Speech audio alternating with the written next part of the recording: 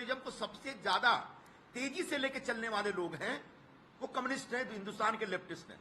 वो खुद ही खत्म हो चुके हैं। परसों में एक चैनल पे बोल रहा था कि पूरे कांग्रेस पार्टी पे लेफ्टिस्ट अप्रोच भर गया, हावी हो गया। आदरणीय राहुल जी के आसपास में बड़े पैमाने पर लेफ्टिस्ट लोग, ये लेफ्टिस्ट हो सकते हैं जो अयोध्या में अगर रामलला विराजमान हो रहे हैं तो उनका सिरे से विरोध करेंगे। सिर्फ लेफ्टिस्ट ऐसा सोचता है, क्योंकि उनके जो प्रवर्तक थे विचारधारा के, कार्ल मार्क्स, वो कहते थे धर्म अफीम है, धर्म का विरोध करते थे। तो वो धर्म के अस्तित्व में विश्वास नहीं करते, धर्म की आस्था में विश्वास नहीं करते। कई लोगों को रामलला विराजमान का जो एक कार्यक्रम था, राम मंदिर का भव्य उद्घाटन था, उसके लिए बुलाया गया था और सब लोग सरकार से या बीजेपी से सहमत हों ऐसा नहीं था, लेकिन सभी लोगों ने बड़े प्यार से, सम्मान से कहा कि साहब धन्यवाद, आपकी चिट्ठी मिली, आज अभी फुर्सत नहीं है, बाद में कभी हम आ जाएंगे। लेकिन किसी ने भी उस पूरे आयोजन, पूरे उत्सव के ऊपर सवाल नहीं उठाया। अकेला कांग्रेस पार्टी की चिट्ठी है जो कहती है कि नहीं, ये भारतीय जनता पार्टी का प्रचार है, और उस आधार पर उन्होंने राम के अस्तित्व के ऊपर सवाल उठाया और राम के होने पर और राम के प्रति जो आस्था है, उस आस्था को ही नकार दिया। बाद में बड़ी फजीयत हुई और उसके बाद 3-4 दिनों तक कांग्रेस पार्टी के प्रवक्ता उसके ऊपर जवाब देते रहे। यह लेफ्टिस्ट अप्रोच था, लेफ्टिस्ट प्रभाव था, यह कम्युनिस्टों का प्रभाव था कांग्रेस पर। आज हालात यह है कि यह हिंदुस्तान पूरी तरह से धार्मिक हो गया है। पहले जो लोग बड़े बड़े उद्योगपति, बड़े बड़े क्रिकेटर, बड़े बड़े फिल्मकार मंदिरों में जाने से कतराते थे या मंदिरों में जाते हुए दिखने से कतराते थे, आज गर्व से जाते हैं। ये जो धर्म का जो आग्रह है, इसमें कहीं से गलत नहीं है। इसमें कहीं से ये नहीं कहा जा रहा कि दूसरे धर्मों से नफरत करिए।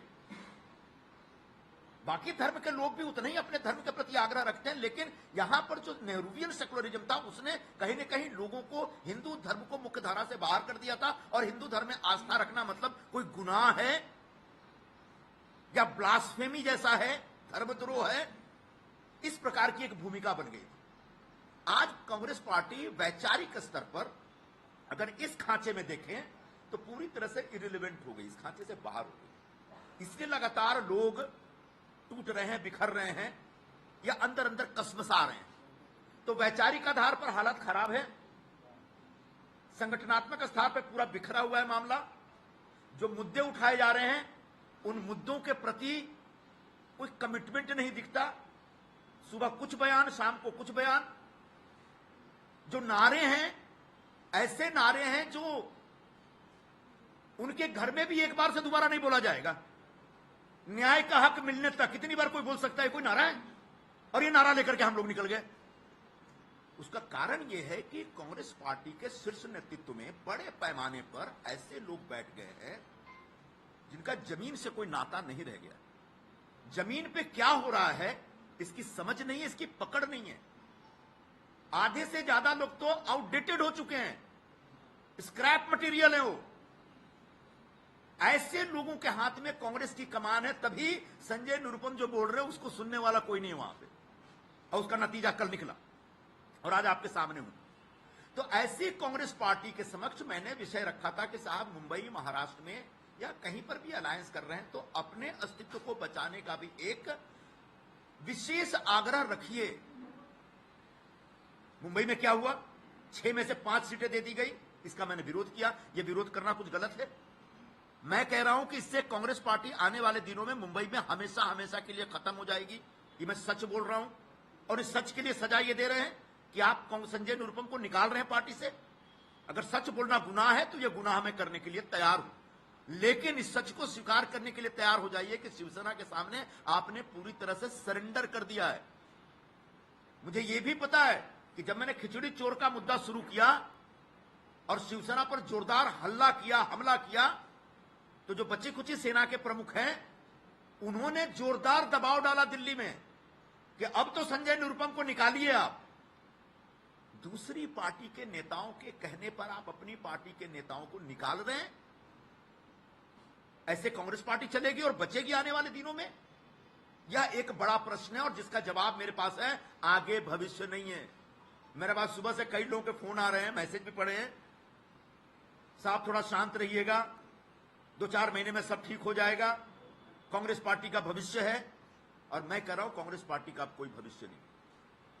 कांग्रेस पार्टी अब इतिहास जमा हो चुकी है। कांग्रेस पार्टी में कुछ कुछ पॉकेट्स रहेंगे, जैसे ब्रिटेन में जाएंगे तो लिबडेम पार्टी है, एक लिबरल डेमोक्रेटिक पार्टी है, उसके भी 2-4 एमपी चुन के आते रहते हैं। यहां पर भी कम्युनिस्टों के कुछ एमपी चुन के आते रहते हैं।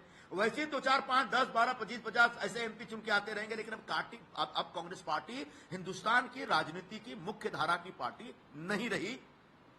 उनके आचरण से, उनके कर्मों से, उनके एक्शन से, उनके कदमों से यह बात स्थापित होता है। सिर्फ मैं निकाला गया हूं इसलिए मैं बोल रहा हूं, ऐसा नहीं है।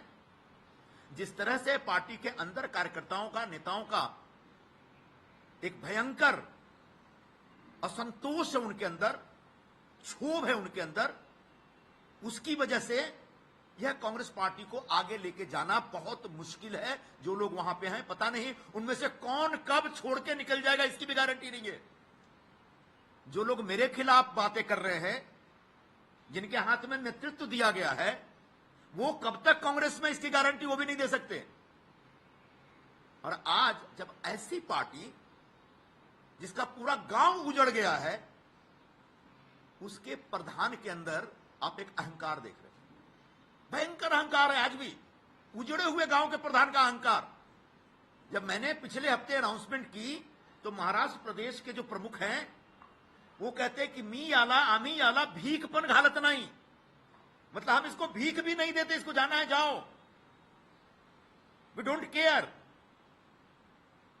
कहां से लाते इतना अहंकार है लोग? कुछ पता है आने वाले 4 जून को जो फैसला होगा तो क्या होगा?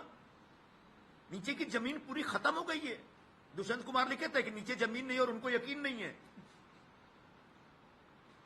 तो ऐसे अहंकारी लोगों की पार्टी जिनका सब कुछ लुट पिट गया है, वो हाल है कांग्रेस पार्टी का। अब अलायंस हुआ, शिवसेना कितनी बिखरी हुई है, टूटी फूटी पार्टी, ये साफ दिख रहा है।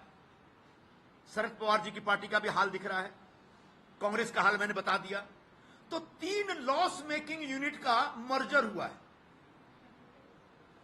अब जो loss making units, loss making कंपनियों का मर्जर होता है, तो उसके बाद जो कंपनी बनती है वो भी लॉस मेकिंग होती है। पहले बीआईएफआर में होते थे, अब एनसीएलटी में जा रहे हैं। किसी ने मुझे पूछा कि ये शरद पवार की पार्टी क्या? मैंने भूषण स्टील है। शिवसेना क्या है? वो सेंट्रल मुंबई का जो बंद पड़ा टेक्सटाइल मिल है, मिल की बिल्डिंग खंडहर के तौर पे पड़ी है, मिल के नीचे पुराने मशीन भी पड़े हैं, बेचारे कपड़ा मिल के मजदूर भी है, लेकिन प्रोडक्शन नहीं है कुछ भी।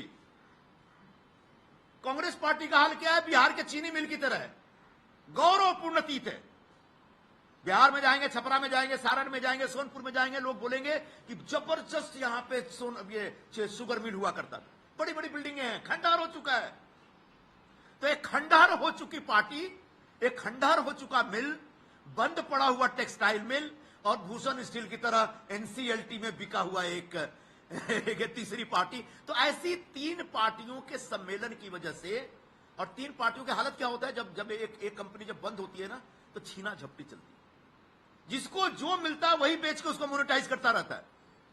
जब एक कंपनी जब बंद होने सिक हो जाती है, तो उसमें से कोई पार्ट बेचता है, कोई जमीन बेचता है, बिल्कुल उस तरह के हालात हैं। और ऐसे में एमबीए एक बहुत ही कमजोर ऑर्गेनाइजेशन है इस समय यहां पे, क्योंकि उनके पास सही फैसला लेने का कोई भी समझने, कोई भी जानकारी नहीं। अब आखिर में मैं आपसे यही कहना चाहूंगा, जो आपके मन में एक सवाल उठता होगा कि आगे क्या? अभी खरवास का महीना चल रहा है, कुछ मत पूछिए, अभी कोई शुभ नहीं होने वाला। 9 तारीख से नवरात्रि शुरू होगी, तो जो होना होगा करेंगे। और इतना आपको बता देता हूं कि चुनाव लड़ूंगा और इस बार जीतूंगा, और यहीं से लड़ूंगा, यहीं से जीतूंगा, ये आप समझ लीजिए। और जो लोग ये समझ रहे होंगे कि अब संजय निरुपम की ऑबिचुरी लिख दी जाए, उनको 4 जून को बड़ी भारी निराशा हो सकती है। मैं आज ही उनको सावधान कर देना चाहता हूं। रह गई बात हमारे बहुत सारे कार्यकर्ताओं को, क्योंकि बहुत दिनों से हल्ला है कि संजय निरुपम नाराज है, आ सकते, जा सकते, छोड़ सकते जा। तो पार्टी के जो ऐसा नेतृत्व जिसमें जंग लग चुका है, जो घर से बाहर नहीं निकलता, लोगों के बीच नहीं जाता।